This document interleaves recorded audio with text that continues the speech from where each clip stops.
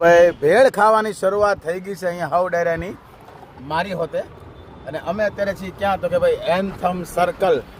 અહીંયા anthem circle છે, અહીંયા સરસ મજાના સાઈડમાં બેઠા બેઠા ભેળ ખાઈ છીએ.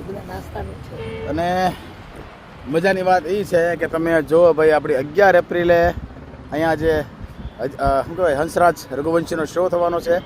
અહીંયા હાલોની પ્રોપર્ટીનો શો એ બધો અહીંયા થવાનો છે, જબરદસ્ત. અને નીચે છે ધ ફન વિશ્રાંતા રિસોર્ટ કે જ્યાં આપણે અત્યારે રોકાણા છીએ. તો બધી વસ્તુ એક જ જગ્યાએ આવી ગઈ ભાઈ, કારણ કે આ બધાની અમે એડ કરી છે. વિશ્રાંતામાં અમે રોકાણા છીએ, ઈડન ગાર્ડન, અહીંયા એન્થમ સર્કલ.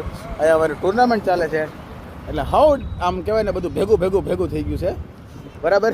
કેવી ભેળ બનાવી છે? બહુ મસ્ત બનાવી છે. મસ્ત બનાવી ને. સામે જે ભાઈ ઊભો છે ને અંબિકાવાળા, એણે સરસ મજાની ભેળ બનાવી છે. અને તમારે ચા પીવી હોય ને, ચા તો ઉભા રહ્યો.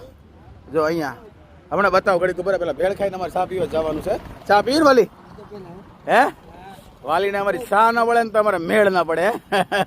શું કહેવાય, દી આટલા ચડાવવા પડે, દી નો ઉગે. શું કે વાલી? ઉગે નહીં એમ? ઉગે નહીં.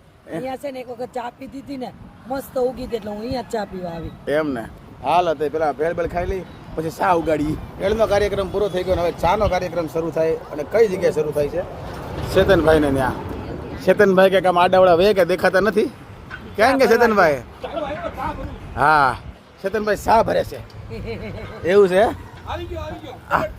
હાલો ચેતનભાઈ પ્રગટ થયા, ચા લઈને પ્રગટ થયા. જય માતાજી. હું હવે ચા શું કરવાની વેલી? ચા પીવાની છે ને તો જ ઉગશે.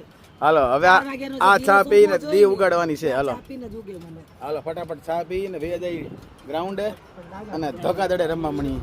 હાલો.